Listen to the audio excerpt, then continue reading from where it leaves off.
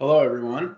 Welcome to our UPS Supply Chain Symphony demo. Today, we're going to be going through our new application called Manage My Service Parts. Manage My Service Parts will serve as our new service parts logistics capability. Manage My Service Parts is also going to be replacing our existing customer-facing website, which has served as a customer visibility solution for many years.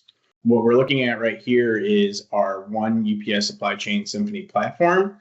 This is going to be our one-stop shop for all of our UPS connected services moving forward. In order to get started and get access to Manage My Service Parts, what you're going to do is you're going to click on this gear icon right here. You're going to find the Manage My Service Parts button right here, and we'll click and drag and bring it all the way up to the top. Go down here and click Apply.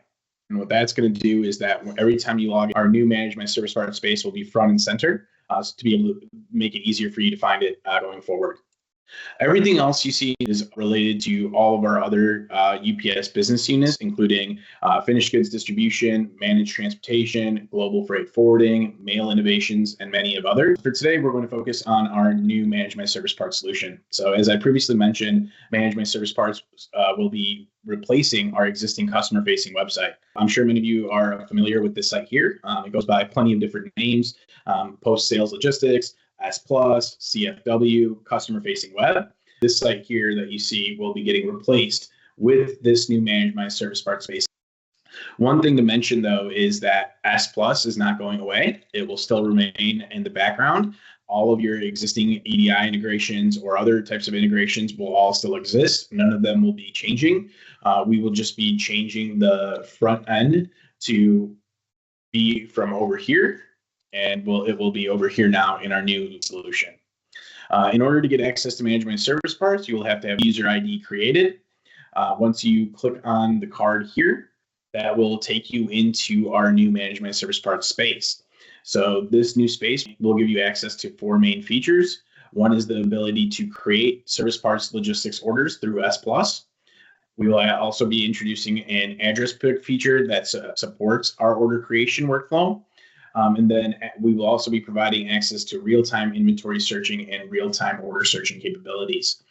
These are the four main features that existed in the previous solution of CFW.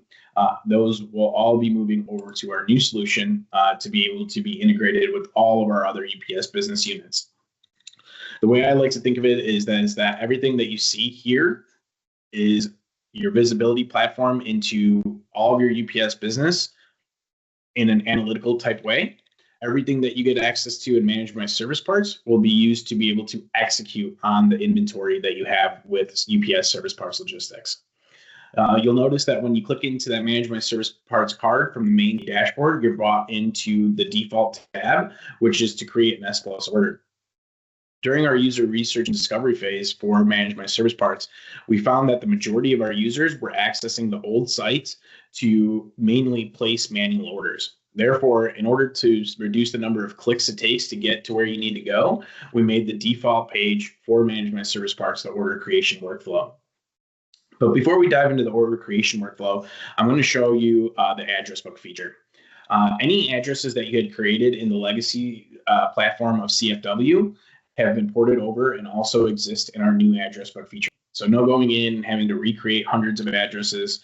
If you had addresses created in the previous solution, they've all been ported over and you'll have access to them here as well. The address book mainly serves the purpose of reducing the time that it takes to place orders. You can go into your address book and you can add a new address or search for a previously created address using these filters below. Once you have these completed, you can tie them to a 5-digit location code, which can then be used to pre-populate address fields through the order creation workflow. And so to get us started, I'll go ahead and click Add a New Address right here on the top right. I have selected the account that I am associating this address to and creating a new location code. I'm going to go with HARP1. I will then go ahead and put in the address information. All required fields are notated with an asterisk.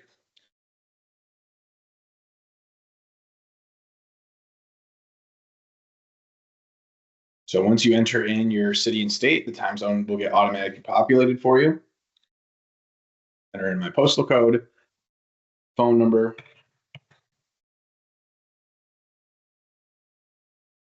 So I've gone ahead and entered all my required fields. All that's left to do is click save down here at the bottom right. So now that my location code has been created and saved, I got a success message here. Go ahead and click OK. Now, if I want to find that address that I just created, all I would have to do is go ahead and adjust my filters to filter down to that address. So since it is in the United States, I can use the typo head search here. Go ahead and select my state.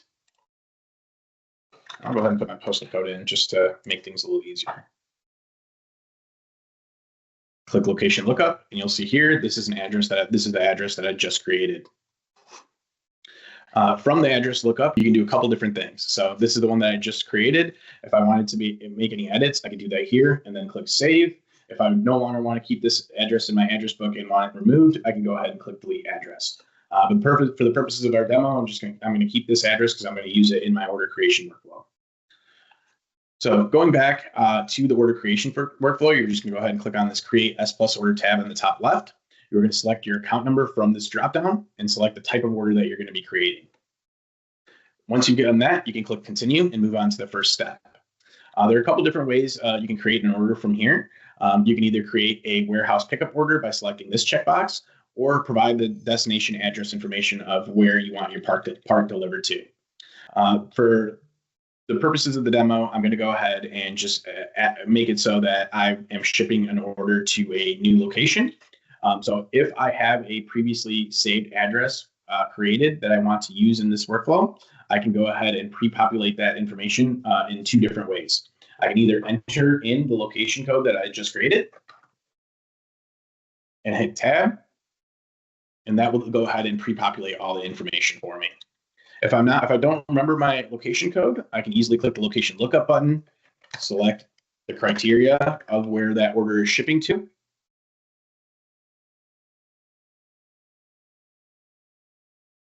Search for it.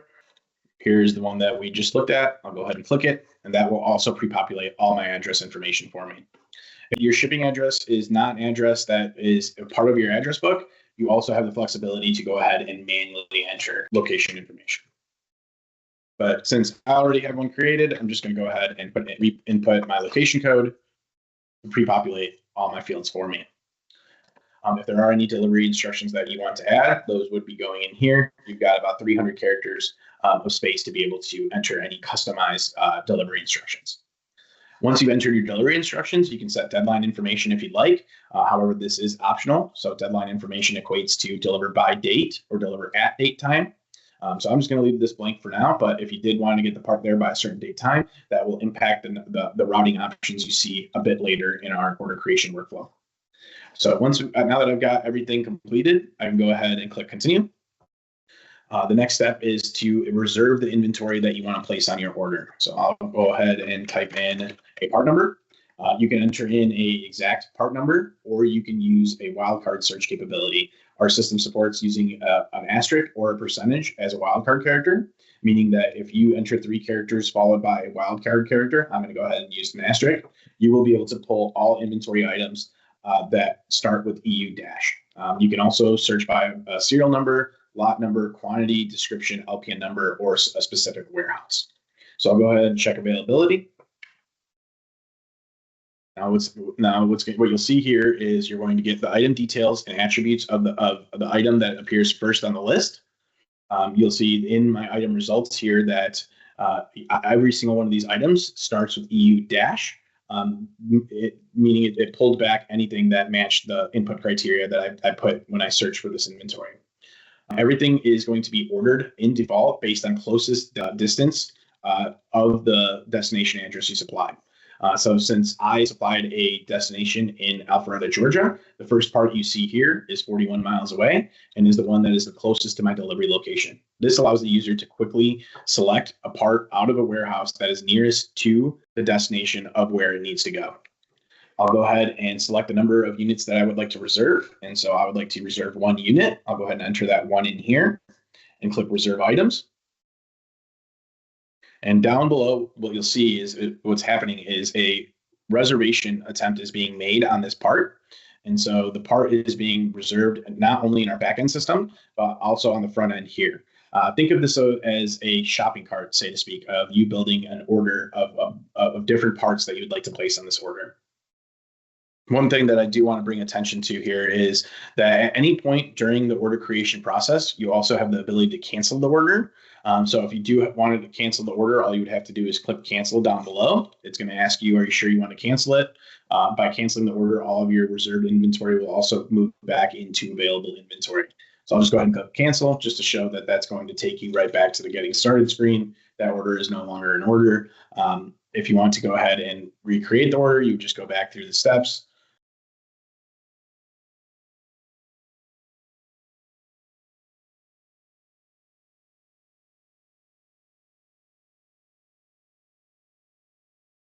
Continue. Go ahead and put in my part number.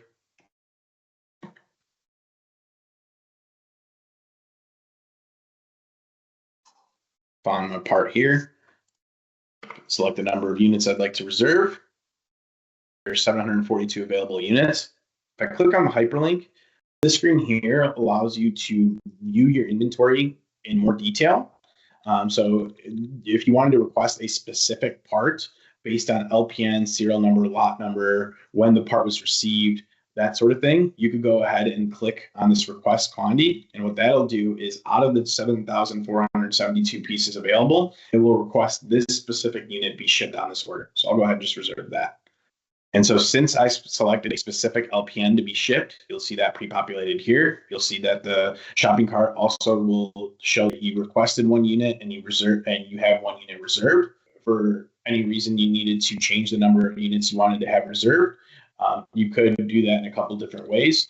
One way would be to click this checkbox here and remove the reservation on that unit, and then re-reserve your inventory with the number of units that you actually need to request. So let's say I needed 5 units. I would just select 5 here, click reserve at the top right of this table.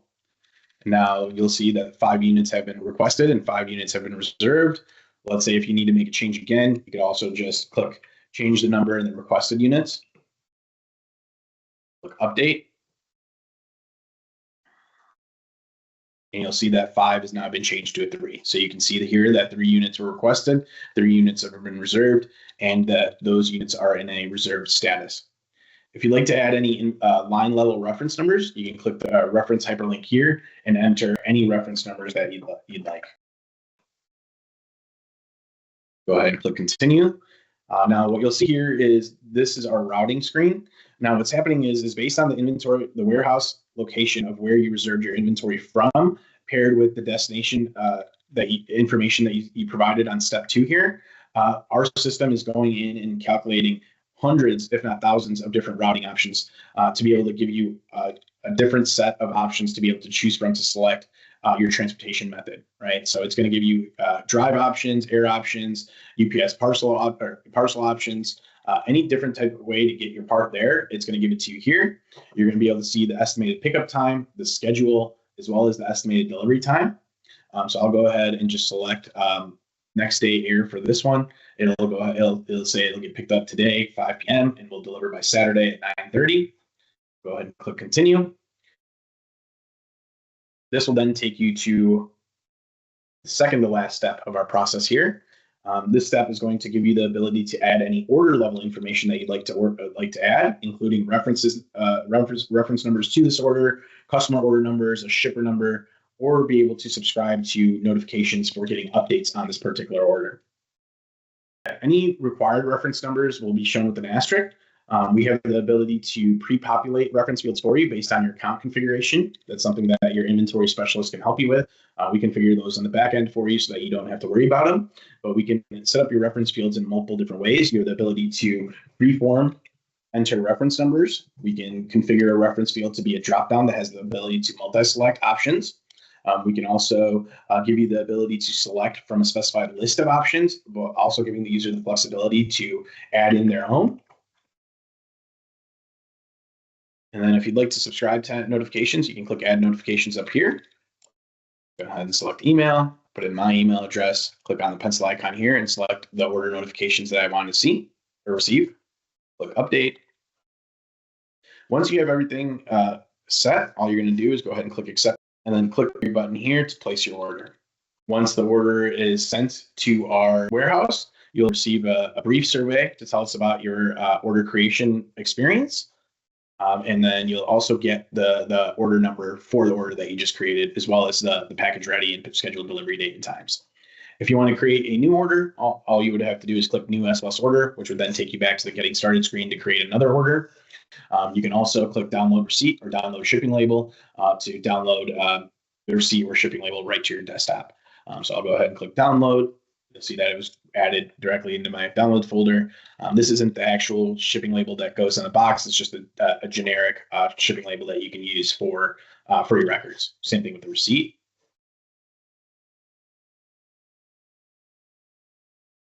This will have all your order information on it that you can save for your records if needed. All right, so now that we've got this order created, you can go into your order search. The order search is loaded with 2 years worth of data.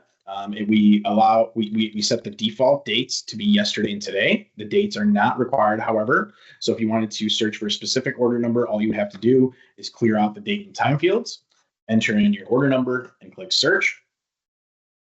And you'll see here's the order that I had just created. You can click into it to get additional information. You can see that here's the origin, destination information, as well as order information and order references and the notifications that have been subscribed to from this order. A new feature that we just introduced is the ability to subscribe to an order notification after it's been placed. So let's say there's somebody else that needs to be notified of changes on this order that was not added at the time of order creation. You can click Add Notification here. Go ahead and select put in your email address, select the order statuses that you want notifications for. Go ahead and click Save. And once that completes, you will then subscribe to the new order status notifications. We also have an item tab here. It'll give you more information on the item that was requested and reserved on this order. Once the order does ship, the package information and shipping bill information will also be populated. You also have access to a tracking tab that will give you visibility into all the different milestones and activities that occurred on this order, including the warehouse activities and the transportation activities, as well as any quoted price detail if your account is set up for it. I'll go ahead and head back to my order search screen to look at orders historically. So I'll go ahead and just clear this. I'll go ahead and select a date range in the past. No order number needed. You can click on this drop down here to see our advanced search field. So you can search by different reference numbers, inventory, orders based on specific inventory, orders based on certain transportation service levels, the location and where the order is coming from and where the order is going, as well as the order status and the order type. And then a checkbox here that allows you to see orders that only have been placed by your unique user ID. So I'll just go ahead and click Show My Orders since we just placed an order. Click Search. And so now the only order I see is the one that I had placed.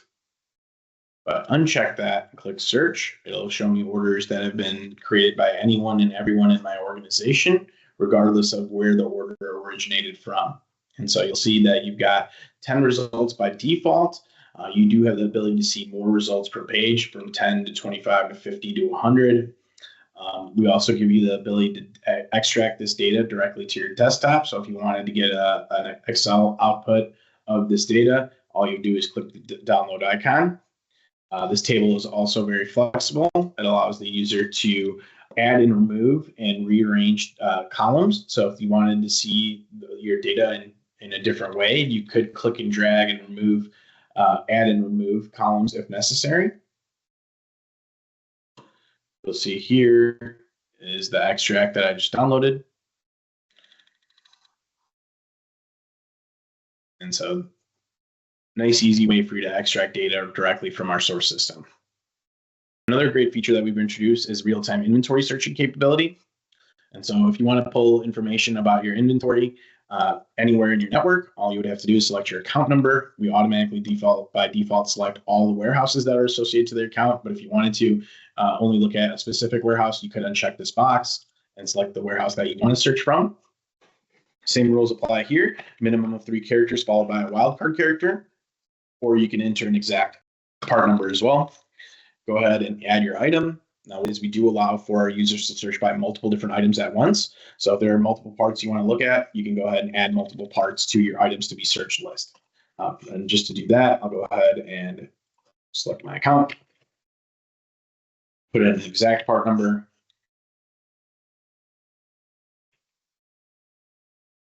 So 2 different part numbers here, add it to my items to be searched list, EUSR-1, EU-LT-1, 2 separate part numbers. I'll go ahead and click search inventory. Now your search results here are going to be very similar to the order search results we saw in the previous workflow. You have the ability to extract this data directly into your desktop. You also have the ability to change any columns or add or remove any columns or change the order of them as you see fit. Let's say if you made a change and you wanted to go back to the default view, you could just click reset to default here, click apply. It's going to go ahead and reset the table data for you.